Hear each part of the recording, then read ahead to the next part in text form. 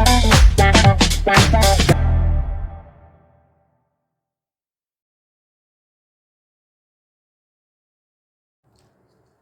Students, motion chapter 8 part 14। तो आज हम 8th न्यूमेरिकल करेंगे। The speed time graph of a car is shown in figure. एक figure दिया है, आपकी एनसीईआरटी की बुक में मिल जाएगा आपको। तो उस फिगर में स्पीड टाइम ग्राफ दे रखा है और क्या निकालना है हमको? Find how far does the car travel in the first 4 second. Shade the area on the graph that represents the distance traveled by the car during the period। तो यहां पर को हमको क्या पता करना है? डिस्टेंस। मैंने आपको जिस समय ग्राफ पढ़ाया था उस समय ही बोला था, जब भी आप स्पीड टाइम ग्राफ लोगे तो उसका जो एरिया होता है अंडर ग्राफ, ग्राफ के अंदर जो एरिया कवर करता है वही उसका क्या होता है? डिस्प्लेसमेंट या डिस्टेंस कवर्ड होता है। तो यहां पर को इसने क्या कहा है? उस एरिया को मार्क करने को कहा है, शेड करने को कहा है।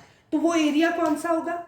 उसने टाइम क्या दिया है? 4 सेकंड में। तो 4 सेकंड में हमारा ग्राफ कहां पर को टच कर रहा है? ऊपर। आप इस तरह से स्केल लगा के 4 सेकंड में कहां टच कर रहा है? ये। तो इस पार्ट को आप क्या कर दोगे? शेड कर दोगे। तो ये हो गया फर्स्ट आंसर। शेड कर दिया आपने, शेड करके दिखाना है इसको। तो आप ड्रॉ करोगे और उसके बाद उसको शेड कर दोगे अच्छे से, पेंसिल से शेड करेंगे आप। तो क्या हो जाएगा? The shade. क्या आंसर हो गया इसका?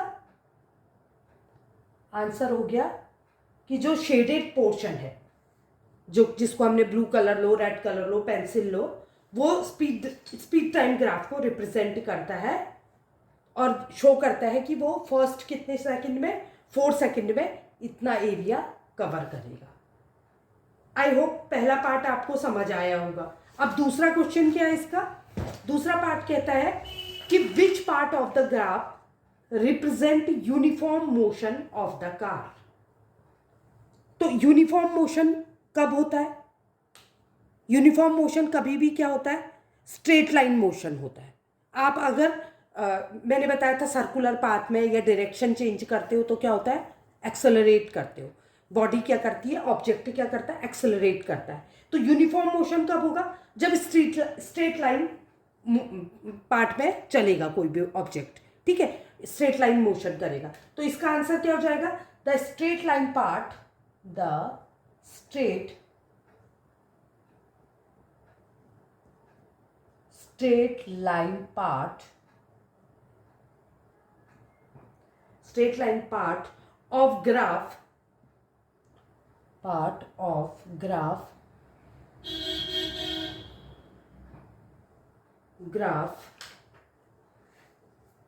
from, हम पॉइंट मान लेते हैं। स्ट्रेट कहां से दिख रहा है हमको? यहां से। तो ए पॉइंट बी पॉइंट मान लेते हैं। फ्रॉम पॉइंट, जहां भी आपको स्ट्रेट दिखेगा ग्राफ में वहां पॉइंट मान लोगे। From point A to B, A to B represents a uniform motion, represents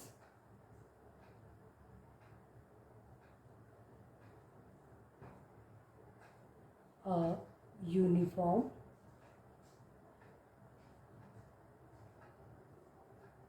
motion.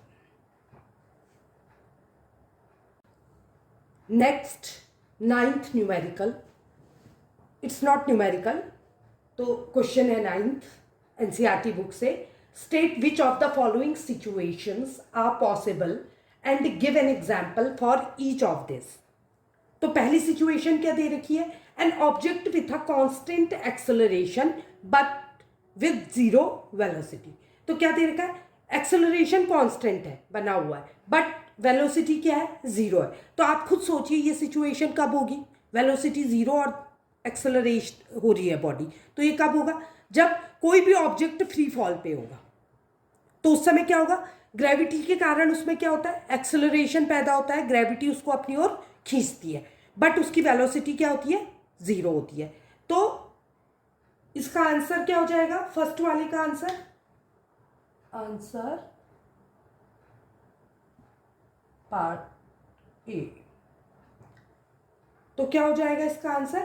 Free fall due to gravity, पहला answer free fall due to gravity. एक एक नंबर के क्वेश्चन इस टाइप के पूछे जाते हैं, इसीलिए मैंने इसको इस वीडियो में लिया है। तो आई होप ये आपको समझ आया होगा कि एक्सेलरेशन है बट वेलोसिटी ज़ीरो है। तो फ्री फॉल जब होता है उस समय ग्रेविटी के कारण एक्सेलरेट होती है बॉडी। अब दूसरा इसका पार्ट है बी पार्ट। बी पार्ट कहता है an object moving in a certain direction with an acceleration in the perpendicular direction.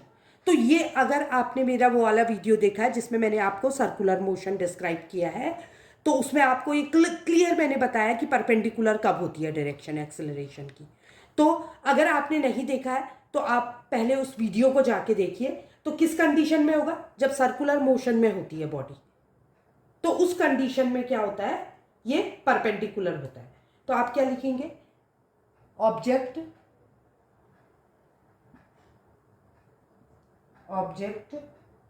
Moving in a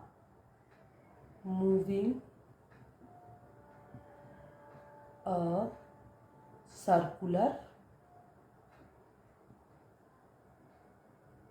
path. इसको मैंने बहुत अच्छी से उसमें समझाया है, डिस्क्राइब किया उस वीडियो में। तो अगर आपने नहीं देखा है तो पहले आप जाके सर्कुलर मोशन वाले वीडियो को जाकर देखिए, उसके बाद इस क्वेश्चन को सॉल्व कीजिए।